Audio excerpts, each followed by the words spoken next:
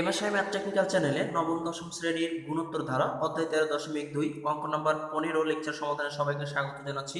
তো এর পূর্বে আমরা 14 পর্যন্ত সমাধান করে দেখিয়েছি। আজকে আমরা 15 নম্বর অঙ্কটি সমাধান করে দেখাবো। আমরা প্রতিনিয়তই ধারাবাহিকভাবে অনুশীলনীর অঙ্কগুলো সমাধান করে দেখিয়ে থাকি। তো যারা তোমরা আজকের এই ভিডিওটি নতুন দেখতেছো, তো তাদের জন্য আমি বলবো যে যদি তোমরা এর পূর্বের ভিডিওগুলো তোমরা প্রয়োজন মনে করো বা দেখার ইচ্ছা হয় বা তোমাদের প্রয়োজনীয় হয়, তাহলে তোমরা অবশ্যই এমএসআই ম্যাথ টেকনিক্যাল চ্যানেল লিখে সার্চ দিলে, ইউটিউবে সার্চ দিলে আমার এই চ্যানেলটি তোমরা পেয়ে যাবে এবং এই চ্যানেলেই তোমরা কি করবে, সমস্ত অঙ্কের ভিডিওর সমাধানগুলো তোমরা পেয়ে যাবে। আশা করি তোমরা এটা দেখবে এবং দেখলে যদি তোমরা দেখে কিঞ্চিত পরিমাণ উপকৃত হও, তাহলে অবশ্যই তোমরা ভিডিওতে একটি লাইক দিয়ে কমেন্ট বক্সে তোমাদের মতামত জানিয়ে চ্যানেলটি সাবস্ক্রাইব করে সবার মাঝে শেয়ার করবে। তো আজকে আমরা 15 নম্বর অঙ্কটি সমাধান করব। তো এখানে আছে কি, যেহেতু গুণোত্তর ধারা, আমরা এখানে 15 নম্বর অঙ্কটা নিয়েছি log 2 plus log 16 plus log 512 এবং ধারাটি চলতে আছে। ধারাটির প্রথম 12টি পদের সমষ্টি নির্ণয় করো। এই অঙ্কটি আমরা এখন সমাধান করে দেখাবো। তো আশা করি তোমরা অবশ্যই ভিডিওটি শুরু থেকে শেষ পর্যন্ত দেখবে।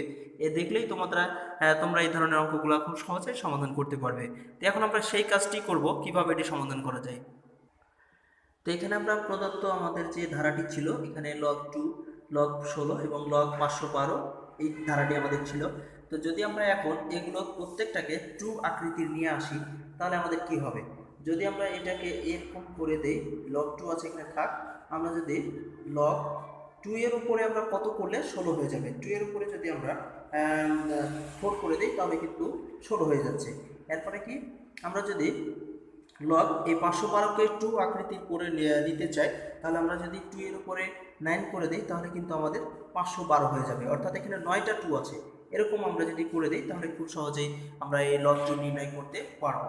তো এখন এখানে দেখতে পাচ্ছি যে আমাদের একটা আকৃতি চলে আসছে। তো যদি আমাদের এরকম পাওয়ার আসে, তাহলে আমরা এই পাওয়ারগুলোকে লগের সামনে নিয়ে আসতে পারি। এটা লগের নিয়মে আমরা এটা নিয়ে আসতে পারি। তো এখানে যেহেতু কোনো পাওয়ার নাই, তাই এখানে 2 থেকে যাচ্ছে আর এই পাওয়ারটা লগের সামনে চলে আসছে, অর্থাৎ 4 log 2।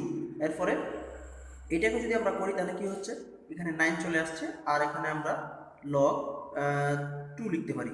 এভাবে আমরা এটা লিখতে পারি। তো এটা আসলে তোমরা কঠিন কিছু না, এটা তোমরা অবশ্যই বুঝতে পারবে। এটা লগের নিয়মে আমরা এইভাবে লিখতে পারি। এরপরে যদি আমরা একটা কাজ করি, যে এখানে আরেকটা আমরা কাজ করতে পারি, সেটা হচ্ছে যে, তো এখানে আমরা ওই কাজটি করেছি যে আমরা যদি এখান থেকে এই উপরের সারি থেকে আমরা log 2 কমন নিয়ে নিই, তাহলে আমরা এখানে থাকছে কি, এখানে কিছু থাকছে না, তাহলে 1 থাকছে, এখানে 4 থাকছে আর এখানে থাকছে 9। তো সেই জন্য এটা করেছি, প্লাস দিয়ে চলতে আছে ধারাটি, আমরা এখানে log 2 কমন নিয়েছি। আর এখানে যেহেতু আমাদের বলেছিল 12টি পদের সমষ্টি নির্ণয় করতে, তো 12টি পদ এখানে আমরা শেষ পদ মনে করে নিয়েছি 12।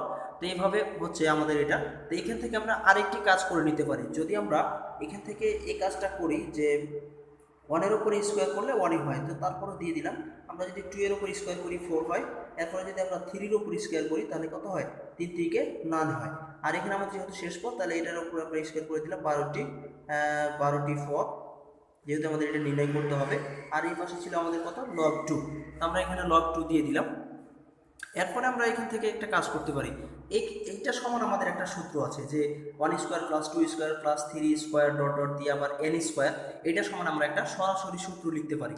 তো সূত্রটা আমরা কি লিখতে পারি, এখান থেকে সরাসরি আমরা যে সূত্রটা লিখতে পারি, যে এটা সমান আমরা এইরকম সূত্র লিখতে পারি যে n into n plus 1 into 2n plus 1।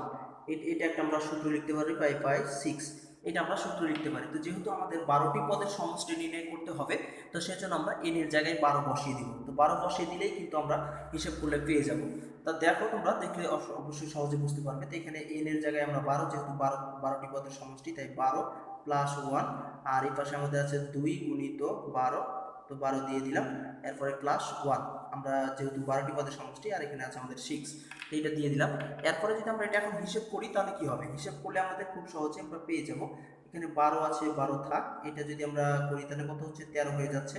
তো 13, আর এই পাশে কি হচ্ছে, 12 দুগুণে 24, 24, আর এটা হচ্ছে 1। তো এরপরে কি করবো, 6 দিয়ে দিলাম। এখন আমরা খুব সহজে এটা হিসাব করা যায়। এখন যদি আমরা এটা হিসাব করি তাহলে কত হচ্ছে, 12 গুণিত 13, 13, আর এখানে গুণিত কত, 25, 24 আর 1 যোগ করলে 25, ভাগ হচ্ছে আমাদের 6।